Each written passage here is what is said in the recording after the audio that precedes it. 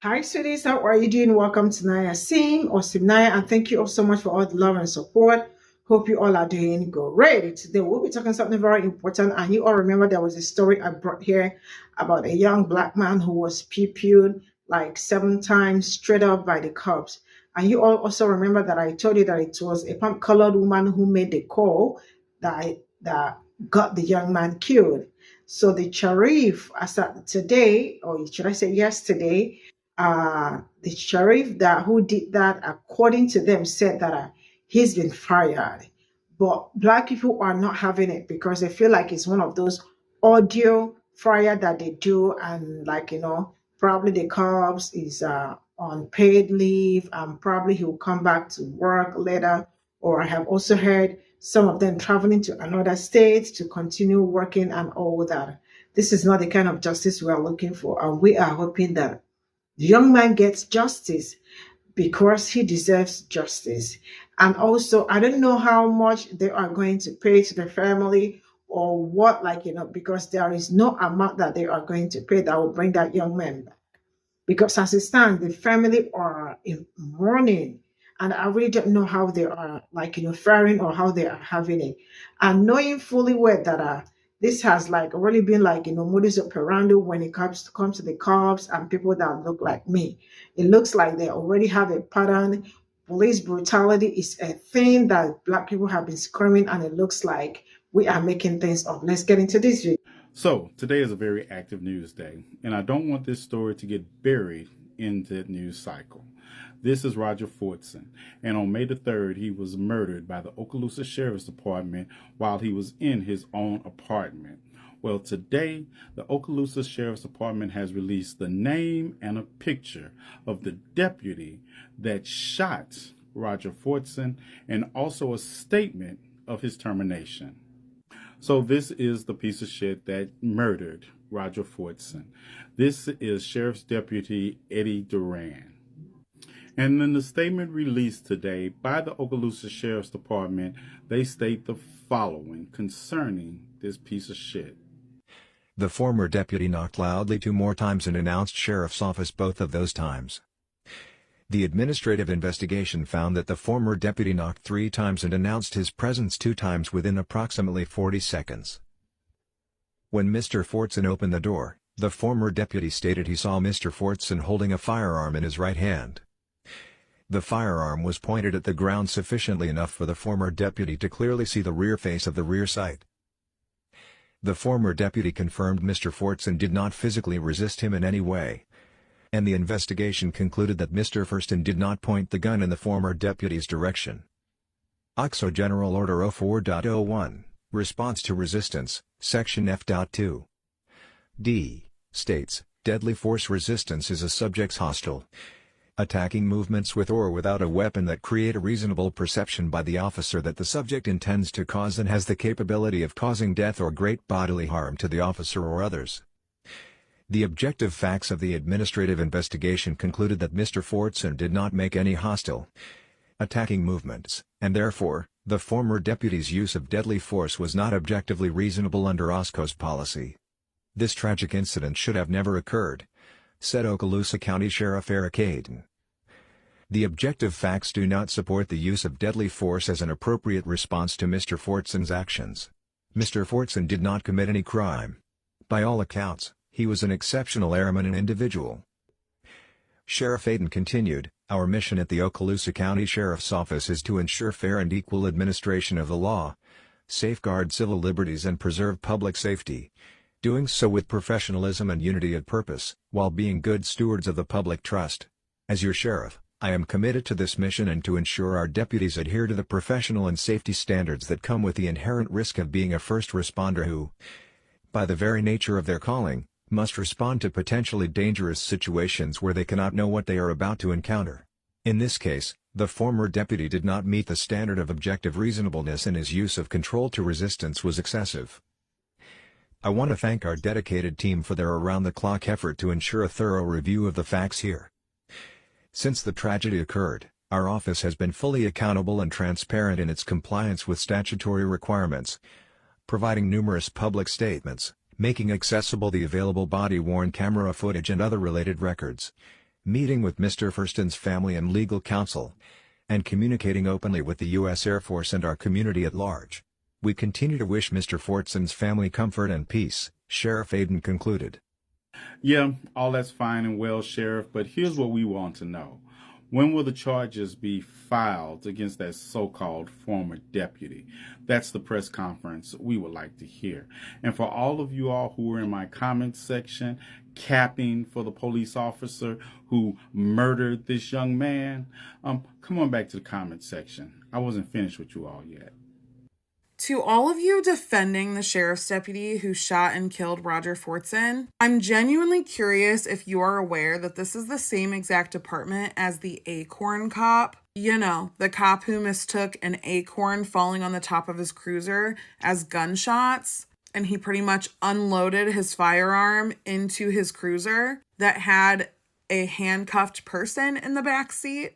Not to mention some of the most impressive somersaults I've ever seen. But I'm curious if y'all knew that is the same exact department as the Acorn Cop. And clearly there is a pattern here with this department and their officers being spooked by things they shouldn't be spooked by.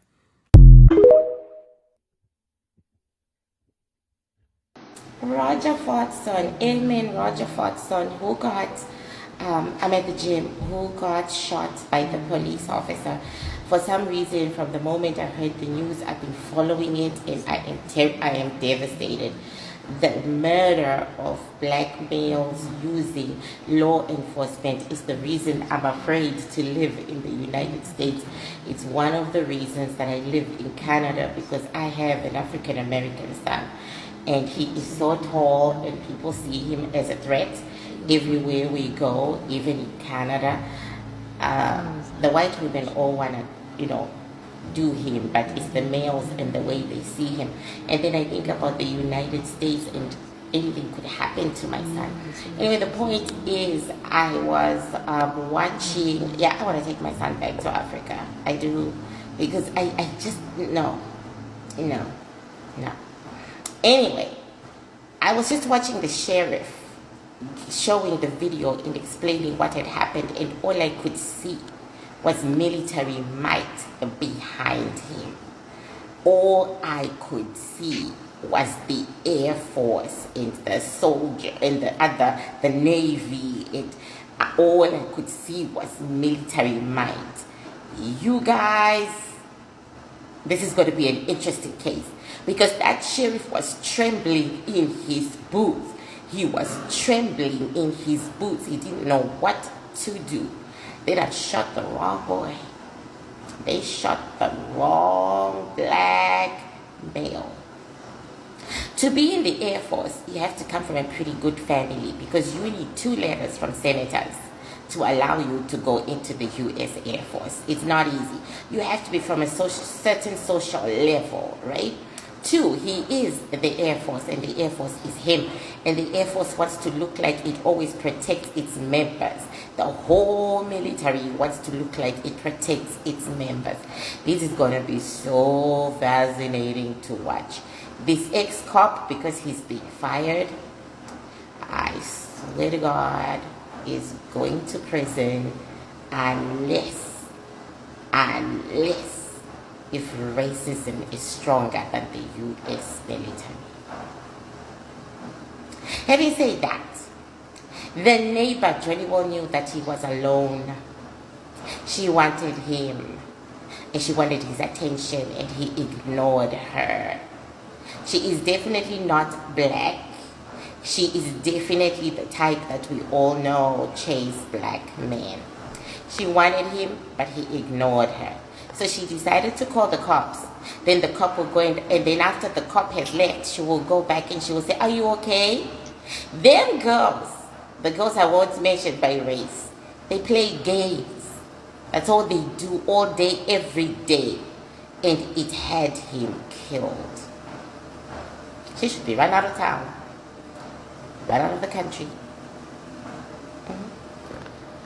So this is all I got from the video, and I am really hoping that the officer is fired, because this one they are capping, we really need to see all that televised, because they've been playing out for so long. This is not the first time They said that somebody is fired, but the person was never fired, or they are just on paid leave and all that.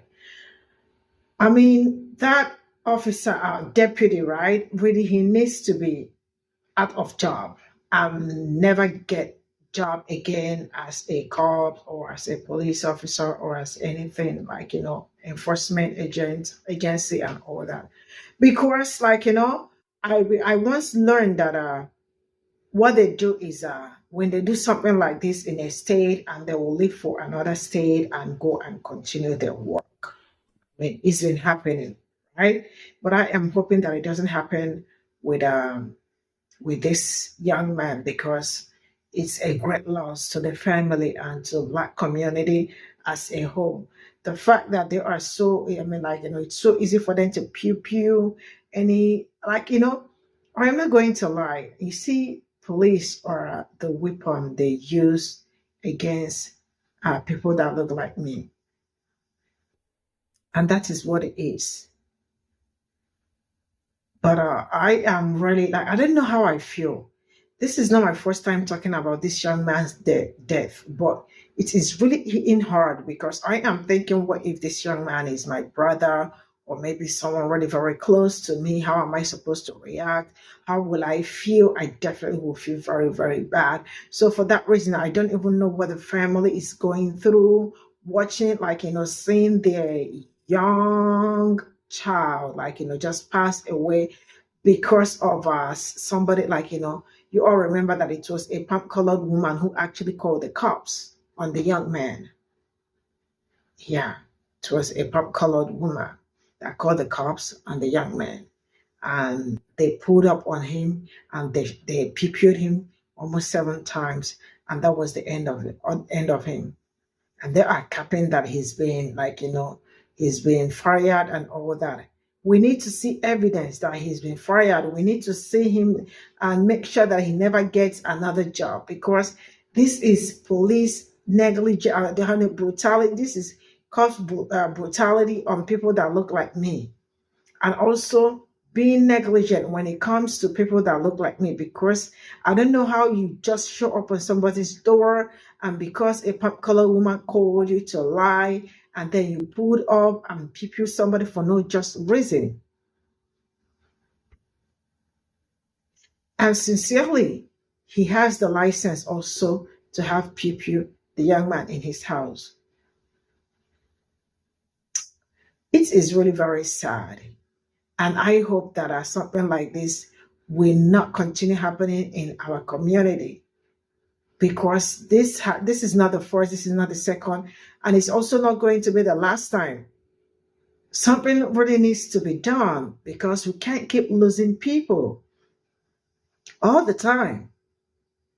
It's not cool. It's not okay. See you all in my next video. Bye for now.